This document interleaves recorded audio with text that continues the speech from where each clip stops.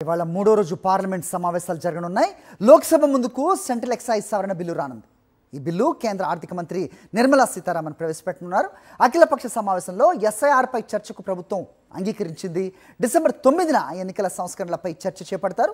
చర్చకు కేంద్ర న్యాయశాఖ మంత్రి అర్జున్ రామ్ మేఘ్వాల్ సమాధానం ఇవ్వనున్నారు. డిసెంబర్ 8న వందే మాతరంపై చర్చ జరగనుంది. ఈ చర్చను ప్రధాని మోదీ ప్రారంభిస్తారు. రైట్, ఈ అంశంపై సమాచారం మా ప్రతినిధి వెంకటేష్ ఢిల్లీ నుంచి ఇస్తారు.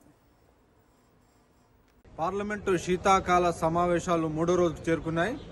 ఈ మూడో రోజు సమావేశాల్లో ప్రధానంగా కేంద్ర ఆర్థిక మంత్రి నిర్మలా సీతారామన్ లోక్సభలో ఎక్సైజ్ సవరణ బిల్లును ప్రవేశపెట్టబోతున్నారు. అయితే గత 2 రోజులుగా ఎస్ఐఆర్ పైన చర్చ జరపాలని విపక్షాలు పట్టుబట్టాయి. అయితే దీనిపైన ప్రభుత్వానికి విపక్షాలకు మధ్య అంగీకారం కుదిరింది.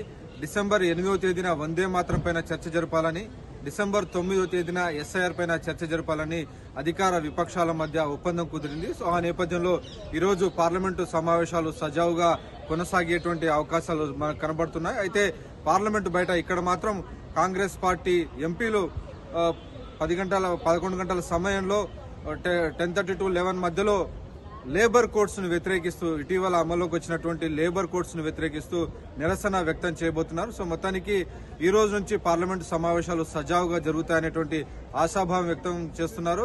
సో డిసెంబర్ 9వ తేదీన ఎలక్టోరల్ రోల్స్ సంబంధించినటువంటి ఎలక్టోరల్ రిఫార్మ్ సంబంధించి ఎన్నికల సంస్కరణల అంశం పైన చర్చ జరగబోతుంది. అందులో భాగంగానే ఎస్ఐఆర్ పైన చర్చిస్తారు.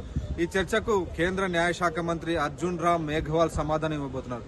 అలాగే డిసెంబర్ 8వ తేదీన వచ్చే సోమవారం రోజున జరిగేటువంటి వందే మాతరం పై చర్చను ప్రధానమంత్రి నరేంద్ర మోడీ ప్రారంభించబోతున్నారు. 150 సంవత్సరాలు పూర్తయిన సందర్భంగా వందే మాతరం పైన చర్చ జరపాలని ప్రభుత్వం నిర్ణయించింది. అయితే ఢిల్లీ వాయు కాలుష్యం పైన కూడా చర్చ జరపాలని విపక్షాలన్నీ పట్టుబడుతున్నాయి. ఒకవైపు మనం చూస్తున్నాం, ఢిల్లీలో కాలుష్యం ప్రమాదకర స్థాయికి చేరినప్పటికీ ప్రభుత్వం పట్టించుకోవడం లేదనేటువంటి విమర్శలు వస్తున్న నేపథ్యంలో ప్రభుత్వం ఏ విధంగా స్పందిస్తుందని మనం వేచి చూడాలి.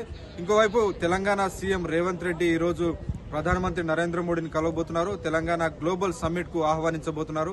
అలాగే పలువురు కేంద్ర మంత్రుల్ని, రాహుల్ గాంధీని కలిసి ఈరోజు ఆయన పార్లమెంట్ లో తెలంగాణ గ్లోబల్ సమ్మిట్ కు సంబంధించినటువంటి ఆహ్వానాలు అందజేయబోతున్నారు. పార్లమెంట్ నుంచి వెంకటేష్, సాక్షి టీవీ, న్యూఢిల్లీ.